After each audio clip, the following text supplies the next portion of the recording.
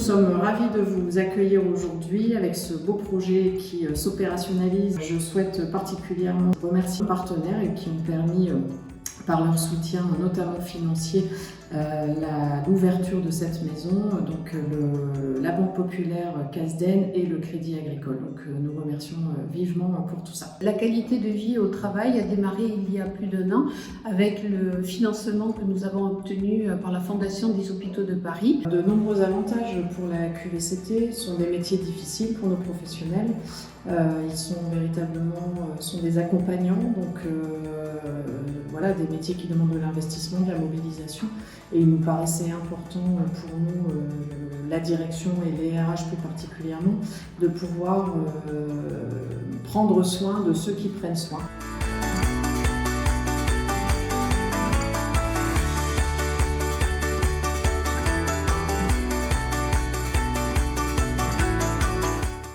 L'idée de la QVCT, c'est leur permettre de bénéficier d'actions effectivement de bien-être, de pouvoir prendre du temps pour soi dans le cadre de leur activité professionnelle, même si voilà, c'est pas sur le poste de travail en tant que tel. Et pour nous, établissement aussi, cette QVCT, c'est un moyen de développer notre marque employeur, donc de pouvoir attirer, fidéliser, avoir des valeurs un peu différenciantes peut-être de certains autres établissements ou pas, finalement peu importe. L'idée c'est que nos professionnels soient bien quand ils viennent travailler parce qu'ils vont pouvoir bénéficier d'actions de qualité de vie au travail en parallèle de l'exercice de leur métier. À cette occasion, nous avons créé une salle de détente avec des canapés. Nous avons développé sur l'hôpital des prestations de sophrologie, de yoga. Une salle de sport aussi. Ce qui nous a permis d'avoir un nombre assez important, de l'ordre de 200 salariés qui ont utilisé tous les dispositifs en place pour le ressourcement du personnel.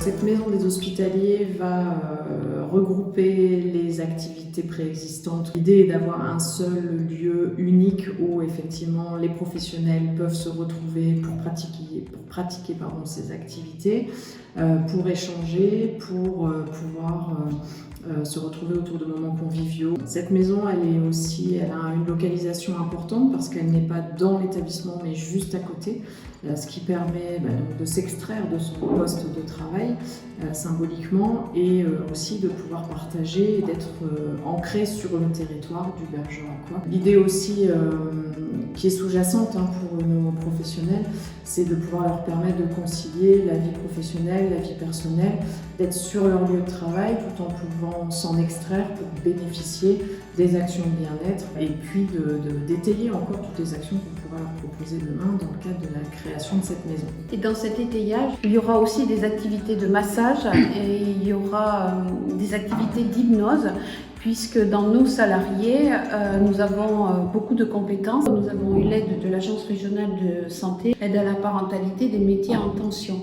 Et là, nos salariés ont pu bénéficier de cours de maths pour leurs enfants et il y a eu une large audience. Et tout ça participe à donner une autre image de l'hôpital et à aider nos professionnels. Il y a une dynamique qui s'est instaurée depuis l'année dernière, puisque l'année dernière, le 20 septembre, nous avons fait, au travers des journées de la mobilité, nous avons fait un run and bike et qui a eu une audience très très importante puisque 120 salariés ont participé et nos agents ont beaucoup apprécié ce temps de convivialité. Et donc cette année, nous recommençons déjà le 22 mai au travers de la flamme olympique où nous avons 20 participants qui vont accompagner cette flamme et nous participons au village olympique. Pour les salariés qui sont sédentaires, il a été proposé de constituer un groupe de remise en forme qui se retrouvent toutes les semaines. Il y a entre 10 et 15 personnes qui se retrouvent pour des séances de remise en forme autour de la course ou de la marche active.